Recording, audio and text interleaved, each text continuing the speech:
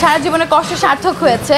যদি এত বড় সুযোগ পাই, আমাকে এত যোগ্য কেউ মনে করে, তাহলে কেন না।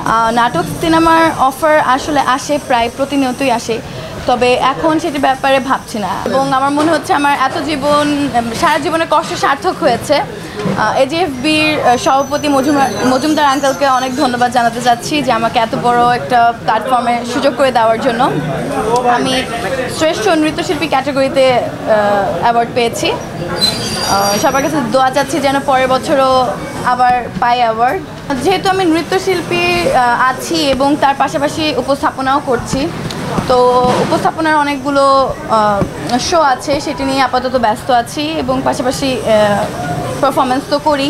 আপাতত নৃত্যশিল্পী এবং উপস্থাপিকা হিসেবেই আছি। সামনে কার সাথে নাটক বা সিনেমা করার ইচ্ছা? নাটক সিনেমার অফার আসলে আসে, প্রায় প্রতিনিয়তই আসে, তবে এখন সেটির ব্যাপারে ভাবছি না। আরও সময় আছে, আমি সময় নিতে চাই এবং আস্তে ধীরে। আপনি সাকিব খানের কেমন লাগে? জি, ভালো লাগে। সিনেমা দেখা হয়েছে? সাকিব খানের অনেকগুলো সিনেমায় দেখা হয়েছে, তার মধ্যে থেকে কোনো একটা। যদি এত বড় সুযোগ পাই, আমাকে এত যোগ্য কেউ মনে করে, তাহলে কেন না। আমার ভাগ্যটা আমি মনে করি ভালো, কারণ ছোটোবেলা থেকেই ফ্যামিলির অনেক সাপোর্ট ছিল। মা বলেন, বাবা বলেন, সবাই। দেখা যায় আমি অনেক সময় অলসতার জন্য অনেক প্রোগ্রাম বা শো করতে চাই না, যে মা থাকুক, এইটা না করি, কিন্তু আমার আম্মু আমাকে পুশ করে যে না করো, কেন করবা না, ইন্সপায়ার করে।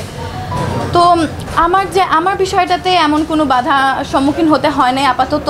ফ্যামিলির পক্ষ থেকে হোক, প্রতিবেশীর পক্ষ থেকে হোক, সবাই অনেক আমার প্রশংসা করে, কাজ দেখে সবার ভালো লাগে এবং এর জন্য আমি আরও ইন্সপায়ার্ড হই। ইচ্ছা আছে নাটক করার এবং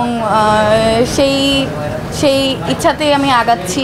দেখা যাক কতদূর সেটি হয়।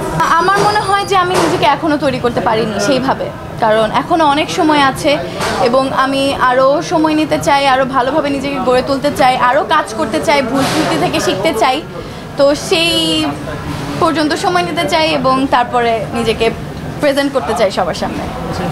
হ্যাঁ, অফার পেয়েছি, অফার পাওয়া হয়েছে টিভিসি, ওডিসি সবের, কিন্তু এখন আপাতত ওই সেক্টরে আমি যাচ্ছি না। আর একটু প্রস্তুত হয়ে তারপর ইনশাল্লাহ